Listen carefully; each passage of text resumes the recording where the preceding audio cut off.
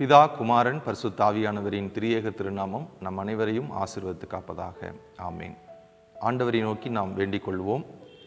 அருள் வளங்களுக்கெல்லாம் ஆதாரமான அன்பு நிறை ஆண்டவரே, தவக்காலத்தின் நிறைவு நாளாம் இத்திருநாளுக்காய் உமக்கு நாங்கள் நன்றி செலுத்துகிறோம். இத்திருநாளிலும் நாங்கள் திருமுன் ஆண்டவரே சிந்தனை செய்ய போகிற திருமறை வார்த்தைகளினாலே எங்களோடு பேசும். உம்முடைய வார்த்தைகள் எங்கள் வாழ்வுக்கு இன்னும் வலு சேர்க்கட்டும், எங்களை புதுப்பிக்கட்டும். தூய ஆவியானவரே அதற்கு உதவி செய்யும். எங்கள் ஆண்டவரும் மீட்பெருமாயிருக்கிற இயேசு கிறிஸ்துவின் நாமத்தில் ஜெபிக்கிறோம் நல்ல தகப்பனே, ஆமேன். கிறிஸ்துவினால் எனக்கு பிரியமானவர்களே, இந்த தவக்காலத்தின் நிறைவு நாளாகிய திருநாளிலே உங்களோடு இறை வார்த்தையை பகிர்ந்து கொள்வதற்கு கடவுள் எனக்கு கொடுத்திருக்கிற அருள் நிறைந்த இந்த வாய்ப்புக்காக ஆண்டவருக்கு நான் முதலாவது நன்றிகளை ஏறெடுக்கிறேன். அவர்ணமே இந்த அரியதொரு வாய்ப்பை வழங்கிய தமிழ் சுவிசேஷ லுத்தரன் திருச்சபையின் இளைஞர் இயக்கத்தின் பொதுச் செயலாளர் மறைதிரு ஜோஸ்வா நிமலன் ஐயா அவர்களுக்கும் மனம் நிறைந்த நன்றிகளை என் சார்பாகவும் ஆனைமலை குருசேகரத்தின் சார்பாகவும் அன்போடு தெரிவித்துக் கொள்கின்றேன். இத்திருநாளிலும் நாம் ஒரு இறை வார்த்தையை வாசித்து நாம் சிந்தனை செய்யலாம். கலாத்தியர் 2ஆம் அதிகாரம் 20ஆம் வசனம். கலாத்தியர் 2:20. கிறிஸ்துவுடனே கூட சிலுவையில் அறையப்பட்டேன், ஆயினும் பிழைத்திருக்கிறேன். இனி நான் அல்ல, கிறிஸ்துவே என்னுள் பிழைத்திருக்கிறார். நான் இப்பொழுது மாம்சத்தில் பிழைத்திருக்கிறதோ, என்னில் அன்பு கூர்ந்து எனக்காக தம்மை தாமே ஒப்பு கொடுத்த தேவனுடைய குமாரனை பற்றும் விசுவாசத்தினாலே பிழைத்திருக்கிறேன்.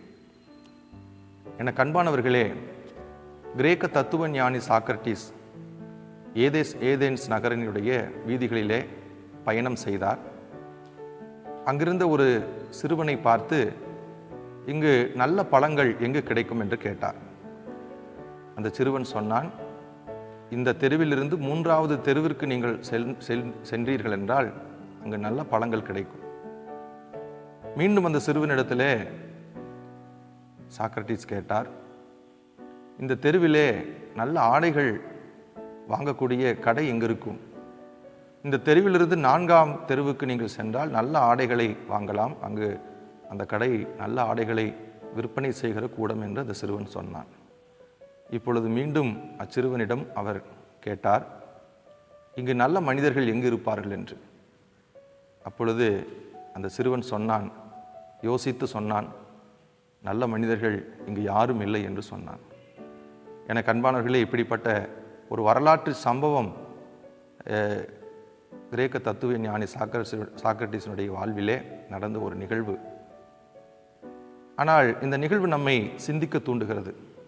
தவக்காலத்தின் நிறைவு நாளாகி இந்த நாளிலே நாம் ஒருவேளை தவக்காலத்தை துவங்கிய நாட்களிலிருந்து ஆண்டவரின் திருமுன் தூய்மையாவதற்கும், நீதியாக வாழ்வதற்கும், உண்மையாக இருப்பதற்கும், விசுவாசியாக இருப்பதற்கும், சீடனாக இருப்பதற்கும், அவரை பின்பற்றுவதற்கும், உலகத்தை வெறுப்பதற்கும், ஆண்டவரினுடைய முழுமை நிறைந்த நிலைவாழ்வை பெற்றுக்கொள்வதற்கும் அதான ஆன்மீக காரியங்களிலே நாம் ஆண்டவரின் திரு சமூகம் அமர்ந்து அநேக தீர்மானங்களை தீட்டியிருப்போம். ஆண்டவரே, நான் இனி இப்படியெல்லாம் வாழப்போகிறேன் என்று அவருடைய சிலுவையை பார்த்து சிந்தனை செய்து நம்மை சீர்படுத்தி கொண்டிருப்போம். இந்த தவக்காலத்தின் நிறைவு நாளிலே, சிறப்பாக நாளை தினத்திலே நாம் ஆண்டவர் உயிர்த்தெழுந்த திருநாள் பண்டிகையை அனுசரிக்க உள்ளோம். அதன் பின்பு நாம் எப்படி வாழப்போகிறோம் என்பதில்தான் இந்த தவக்காலத்தின் முக்கியத்துவம், சிலுவையின் முக்கியத்துவம் அடங்கியிருக்கிறது. அதன் பின்பு நாம் வாழப்போகிற வாழ்வில்தான் அந்த சிலுவையின் முக்கியத்துவமும் தவக்காலத்தின் முக்கியத்துவமும் முழுமை பெறுகிறது.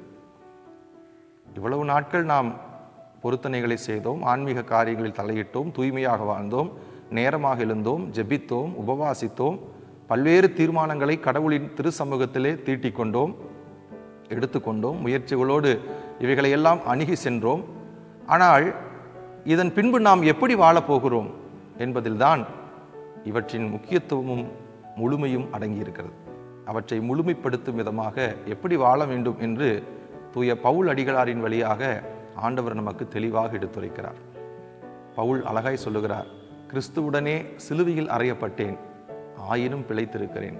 இனி நான் வாழவில்லை, கிறிஸ்து எனக்குள் வாழ்கிறார். ஒருவேளை இந்த தவக்காலங்களிலே நாம் இப்படிப்பட்ட நல்ல செயல்களின் வழியாக நல்ல பண்புகளை, நல்ல எண்ணங்களை நல்ல குணாதிசயங்களை வளர்த்தெடுத்திருக்கலாம், நல்ல விசுவாசத்தின் பாதையிலே பயணம் செய்திருக்கலாம், நல்ல சீடர்களாக மாறுகின்ற முயற்சியிலே முன்னேறி இருக்கலாம். இவைகளை எல்லாம் தக்க வைத்து இவற்றின் முழுமையை வெளிப்படுத்துவது என்பது இயேசுவாக நாம் வாழ்வதில்தான், இயேசுவை நமக்குள் வெளிக்காட்டுவதில்தான், இயேசு கிறிஸ்துவின் குணாதிசயங்களை நாம் நம்மிலும் நம்முடைய வாழ்வியலிலும் வெளிப்படுத்துவதில்தான் அடங்கியிருக்கிறது.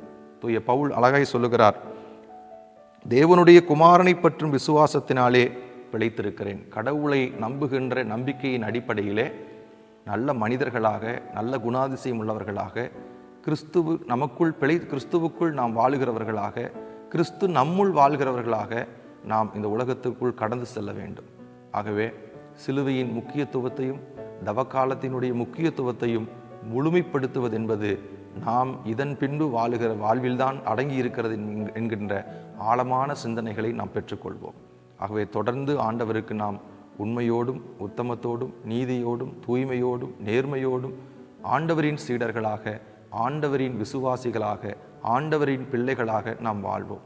வேகமாக கடந்து போகிற இந்த உலகத்திலே, அறிவியல் தொழில்நுட்பம் நிறைந்த இந்த உலகத்திலே அவற்றோடு நாம் தொடர்பு படுத்திக் கொள்ளுகிறோம், அவைகளிலெல்லாம் நம்மை புதுப்பித்துக் கொள்கிறோம். ஆனால் ஆண்டவருக்குள் ஒவ்வொரு நாளும் நம்மை புதுப்பித்துக் கொள்ளவும், ஆண்டவருடைய ஆலோசனைகளோடும் ஆற்றலோடும் அவரை அண்டி சேருகிற தூய்மை நிறைந்த வாழ்வோடும் வாழ்வதற்குமே நாம் அழைக்கப்பட்டிருக்கிறோம். ஆக தவக்காலத்தின் முழுமை, தவக்காலத்தின் சிலுவையின் முழுமை நாம் இனி வாழப்போகின்ற வாழ்வில்தான் அடங்கி இருக்கிறது. ஆகவே இந்த புதிய இந்த நாளின் இறை சிந்தனையின்படி, தூய பவுலடிகளார் சொன்ன இறை வார்த்தையின்படி, கிறிஸ்துவுடனே கூட நாம் அனைவரும் சிலுவையில் அறையப்பட்டோம்.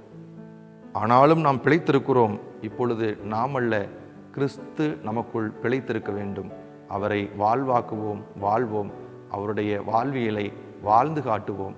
அதுவே இந்த சிலுவையின் முக்கியத்துவத்தை முழுமைப்படுத்துகின்ற அடையாளமாக மாறும். ஆண்டவர் இந்த வார்த்தைகளினாலே நம்மை ஆசீர்வதித்து காப்பாராக. ஆமேன். ஆண்டவரை நோக்கி நாம் செய்வோம். அன்பு நிறை நல்ல ஆண்டவரே, தவக்காலத்தின் நிறைவு நாளுக்காக நாங்கள் நன்றி செலுத்துகிறோம். இந்த தவக்காலத்தின் நிறைவு நாளிலே நிறைவான முழுமையை நோக்கிய ஆண்டவரே பாதையிலே நாங்கள் பயணம் செய்ய எங்களுக்கு அருள்தார். இக்காலங்களில் நாங்கள் எடுத்துக்கொண்ட தீர்மானங்கள், உம்முன் திருமுன் நாங்கள் செய்து கொண்ட உடன்படிக்கைகள், திருமுன் எங்களை மாற்றிக்கொண்டு சீர்படுத்தி கொண்ட சீர்திருத்தங்கள் அனைத்தையும் இனிவரும் காலங்களிலும் நாங்கள் செயல்படுத்த எங்களுக்கு அருள்தாரும். அதற்கும் தூய ஆவியின் துணை வேண்டி நாங்கள் மன்றாடுகிறோம். எங்களுடைய ஆவி ஆத்தும சரீரங்களை பலப்படுத்தும். ஆண்டவரை தொடர்ந்து நாங்கள் உமக்கென்று வாழ, தூய பவுலடிகளார் சொன்னதைப் போலவே, கிறிஸ்துவுடனே சிலுவையில் அறையப்பட்டேன், ஆயினும் பிழைத்திருக்கிறேன், இனி வாழ்பவன் நான் அல்ல, கிறிஸ்து என்னுள் வாழ்கிறார்.